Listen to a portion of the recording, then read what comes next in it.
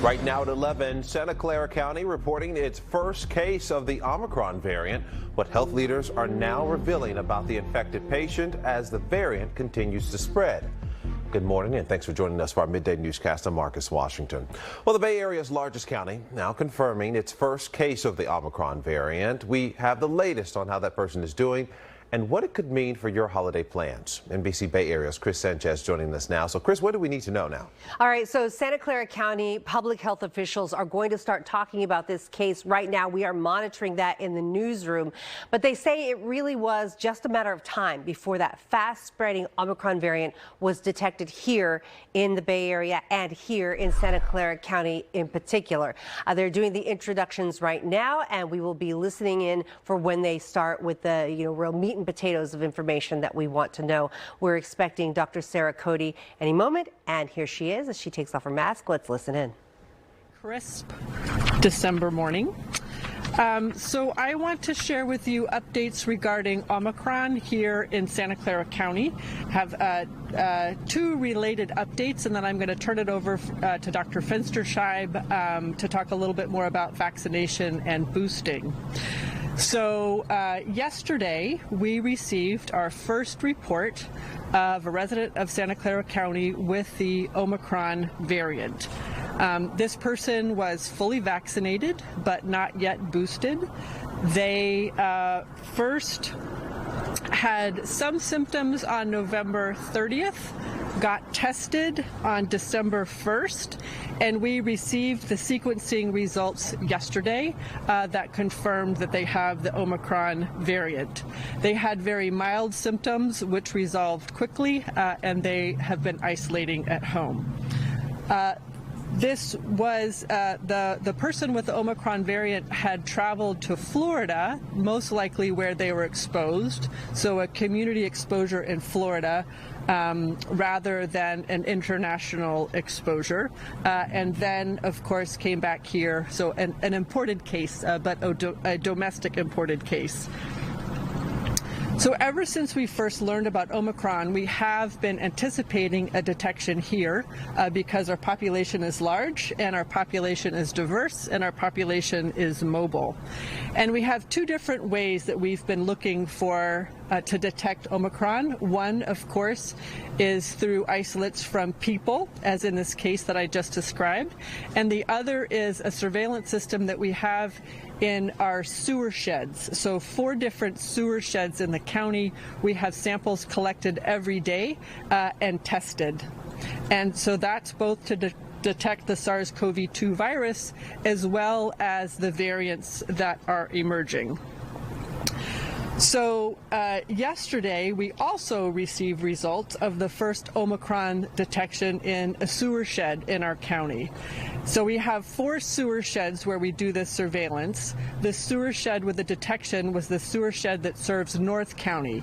It's about a little over 200,000 population under surveillance and serves Palo Alto, Mountain View, Los Altos Hills, Stanford, and a little sliver of San Mateo County. So that sewer shed samples taken on December 7th, we received the results yesterday that there's an Omicron detection there. The resident of our county with the Omicron lives in the catchment area of that sewer shed. So this is interesting and important because it tells us that these surveillance systems are both giving us the same information. So the question is, what does this change? Do we do anything differently now that we have this information? I would point to some other information that we have on our dashboard where you can see quite clearly that the rates among unvaccinated are going straight up. They are now above 80 cases per 100,000 population per day. They are also increasing among the vaccinated, although much less dramatically, much more gradually, and much more slowly. But they are rising a bit nevertheless, which underscores the importance of boosting. So in addition to vaccination and boosting, which Dr. Fensterscheib will talk about in just a moment, I also want to underscore the 4 other incredibly important prevention layers that we've been talking about for almost 2 years that are still important, and I think that we need to rededicate ourselves to these practices. They are testing, masking, particularly when indoors or in a crowded outdoor setting. Okay, we are going to continue monitoring Dr. Cody and Dr. Fensterscheib in this press conference, but we want to reiterate what we know so far about this first case of transmission of Omicron here in Santa Clara County. The person who was detected infected is now in isolation and was at home. Mild case. That person was fully vaccinated but had not yet gotten a booster shot. They tested positive after returning from travel out of state. They were in Florida, so a community transmission. Now, as you might know, the first case of Omicron in California was confirmed in San Francisco. That one also a mild case in a person who had just returned from international travel.